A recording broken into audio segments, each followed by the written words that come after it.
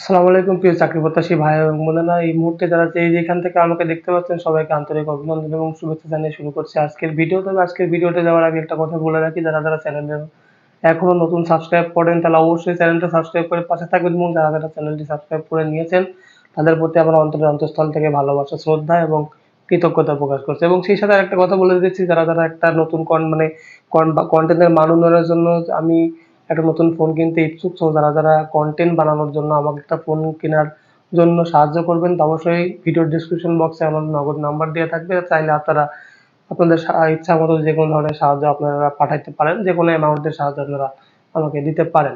So যাই হোক, আজকে যে ভিডিও নিয়ে যে বিষয় নিয়ে কথা বলবো সেই বিষয় নিয়ে এখন মূল আলোচনায় যাওয়া যাক। তো প্রথমেই বলে রাখি যে বাংলাদেশের 64 জেলায় ছেলে এবং মেয়ে উভয়ে সর্বনিম্ন 18 থেকে শুরু করে সর্বোচ্চ 32 বছর বয়স পর্যন্ত যাদের বয়স আছে তারা কিন্তু বাংলাদেশ সেনাবাহিনীর বেসামরিকে বা অসামরিক কর্মচারী অথবা কর্মকর্তার যে নিয়োগ বিজ্ঞপ্তিটা আগামী চলতি মাসেই আসলে প্রকাশ করা হবে। তো সেইখানে অ্যাপ্লিকেশন করার জন্য আপনাদের কি প্রয়োজন, আপনারা কিভাবে অ্যাপ্লিকেশন করবেন সেই বিষয় নিয়ে আজকে কথা বলবো। তো প্রথমেই বলে রাখি যে বাংলাদেশ সেনাবাহিনীর অসামরিক পদে যারা চাকরি করতে ইচ্ছুক তাদের অনেকেই জানেন যে সর্বনিম্ন চাকরির বয়সসীমা হতে হবে 18 বছর এবং সর্বোচ্চ 32 বছর। এবং এইখানে অ্যাপ্লিকেশন করতে আপনার যেটা সবথেকে বেশি প্রয়োজন হবে সেই জিনিসপত্রগুলো নিয়ে আজকে আমি আলোচনা করতে চাচ্ছি। তো প্রথমেই আপনার যেটা লাগবে সেটা হচ্ছে বাংলাদেশের যে আপনি একজন নাগরিক, সেই ন্যাশনাল আইডি কার্ড অথবা ন্যাশনাল আইডি কার্ডের ফটোকপি, সেই সঙ্গে আপনার সমস্ত শিক্ষা সনদ এবং সেই সাথে শিক্ষা সনদের ফটোকপি, পাসপোর্ট সাইজের রঙিন ছবি, অবশ্যই প্রথম গেজেট অফিসার দ্বারা সত্যায়িত এবং সেই সাথে স্ট্যাম্প সাইজের ছবি। এইখানে অ্যাপ্লিকেশন করার জন্য জাস্ট এতটুকু, এই কাগজের পাশাপাশি আরো কিছু কাগজের প্রয়োজন হয়। সেটা হচ্ছে যেমনটা হতে পারে, আপনি যদি বিবাহিত হন তাহলে অবশ্যই আপনার কাবিননামার ফটোকপি, আপনার চারিত্রিক সনদ অবশ্যই ফার্স্ট গেজেট অফিসার দ্বারা সেটাও সত্যায়িত হতে হবে, চেয়ারম্যানের সার্টিফিকেট যে আপনি অত্র মহল্লার একজন বাসিন্দা।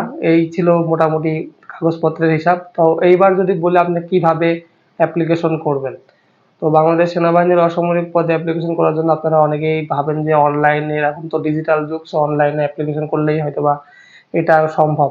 আমি তাদেরকে বলতে চাচ্ছি এটা আপনাদের ভুল ধারণা। বাংলাদেশ সেনাবাহিনীর অসামরিক পর্যায়ে যারা অ্যাপ্লিকেশন করতে চান তারা কিন্তু কোনোভাবে অনলাইনে অ্যাপ্লিকেশন করতে পারবেন না। অবশ্যই আপনাকে প্রথমে সোনালী ব্যাংকের মাধ্যমে 500 টাকার একটা ব্যাংক ড্রাফট করতে হবে, এবং সেই ব্যাংক ড্রাফট সহ যে কাগজপত্রের কথাগুলো বললাম সেইগুলোর ফটোকপি, সত্যায়িত ফটোকপি নিয়ে কিন্তু আপনাকে উক্ত যেই অর্থাৎ আপনি যে ইউনিটের অনুকূলে আহ, আবেদনপত্র পাঠাচ্ছেন সেই ইউনিটের ঠিকানা দিয়ে কিন্তু আপনাকে বাংলাদেশ ডাক এবং যোগাযোগ ব্যবস্থাপনা, আমরা যদি বলি বাংলাদেশের ডাক বিভাগে আপনাকে ডাকযোগের মাধ্যমে কিন্তু অ্যাপ্লিকেশন করতে হবে। এবং অবশ্যই পরীক্ষার ডেট আপনাকে জানিয়ে দেওয়া হবে, সেই সঙ্গে আপনার টেলিফোন নাম্বার বা আপনার ফোন নাম্বার কিন্তু কাগজের উপর লিখতে ভুলবেন না। আপনার ঠিকানার পাশে আপনার ফোন নাম্বারটাও লিখে দেবেন।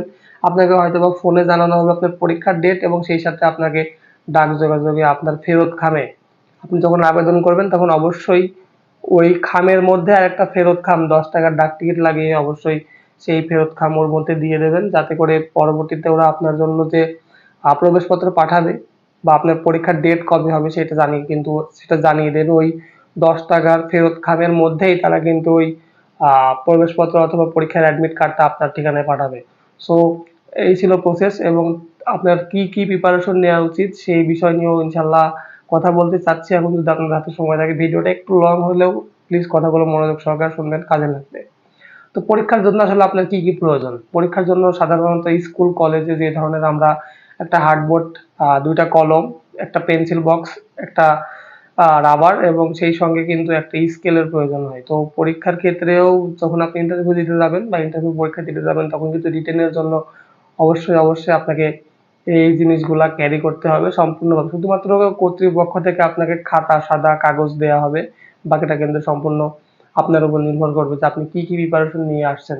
এবং এখানে যে কি প্রশ্ন আসে সেই বিষয়ে যদি কথা বলি, এখানে আহামরি কোনো মারাত্মক লেভেলের কোনো প্রশ্ন আসে না যে প্রশ্নের উত্তর আপনার জানা নেই। এখানে যে প্রশ্নগুলো আসে সেই প্রশ্নের উত্তর যদি আমি আমার বাচ্চাকে যে জিজ্ঞেস করি যে বাবা এটার অর্থ কি, সে অবশ্যই বলে দিতে পারবে। সো এখানে আহামরি শিক্ষিত হবার, আসলে আহামরি টেনশন নেওয়ার কোনো প্রয়োজন নেই যে খুব কঠিন প্রশ্ন আসবে আমি এটা পারবো না, এরকম কোন ধরনের। অনেকেই দেখি যে সাধারণ জ্ঞান মুখস্থ করার জন্য আসলে খুব নামি দামি বই নিয়ে আসেন। আমি অনেককে দেখেছি কারেন্ট অ্যাফেয়ার্স যে বইগুলো আছে সেই বইগুলা ক্যারি করে নিয়ে আসতে নিজের সঙ্গে।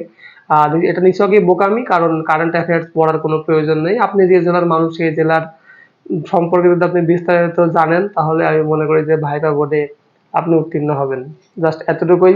এছাড়া আর আদার্স কোনো ফ্যাসিলিটি নেই। তবে আরেকটা জিনিস আছে যেটা যেটা হচ্ছে সবথেকে বেশি গুরুত্বপূর্ণ সেনাবাহিনীর অসামরিক পদে চাকরির ক্ষেত্রে, সেটা হচ্ছে আপনার শারীরিক যোগ্যতা।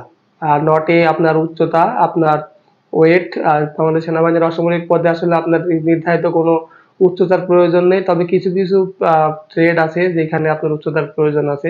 সেগুলা ব্যতীত বাংলাদেশ সেনাবাহিনীর অসামরিক পর্যায়ে কোনো প্রকার উচ্চতার কোনো প্রয়োজন নেই। অর্থাৎ আপনি যদি ৫ ফুট উচ্চতার ওজন মানে ৫ ফুট উচ্চতার মানুষ হয়ে থাকেন তাহলে আপনি বাংলাদেশ সেনাবাহিনীর অসামরিক পদে চাকরি করার যোগ্যতা রাখেন, বা আপনার ওয়েট যদি ৮০ কেজিও হয়, ইটস নট এ বিগ, এটা কোনো রকম কোনো সমস্যাই না আমি মনে করি। শুধুমাত্র একটা জিনিস আপনার ফিট থাকতে, সেটা হচ্ছে মেডিকেলে আপনার ব্লাডে যাতে কোনো রকম এইচবিএস পজিটিভ এবং এইডস মানে আদার্স মরণ ব্যাধি কোনো রোগ যদি আপনার শরীরের মধ্যে না থাকে তাহলে আপনি এখানে আহ, চাকরি করার যোগ্যতা রাখেন। এবং সেই সাথে আরেকটা কথা বলে রাখি, আপনার ইউরিন টেস্ট, অর্থাৎ আপনার প্রস্রাব যখন টেস্ট করা হবে, আপনারা হয়তো অনেকেই জানেন যে প্রস্রাবের মাধ্যমে অনেক কিছু টেস্ট করা যায়। তো আপনার প্রস্রাবে যদি আপনার প্রস্রাব টেস্ট করার পর যদি আপনার পুরো বডিতে কোনো মাদকের চিহ্ন না থাকে, তো ওয়েলকাম টু বাংলাদেশ আর্মি।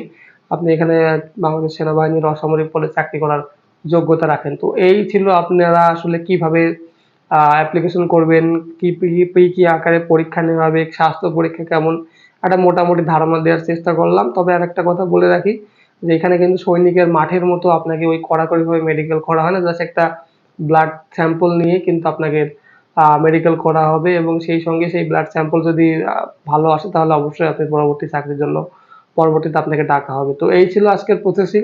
আশা করি ভিডিওটা আপনাদের অনেক ভালো লেগেছে। আর যদি আরো চাকরি সম্পর্কে যদি আপনাদের কোনো কিছু জানার থাকে তাহলে অবশ্যই কমেন্ট বক্সে কমেন্ট করবেন। আমি আপনাদের প্রশ্নের উত্তর দেওয়ার চেষ্টা করব।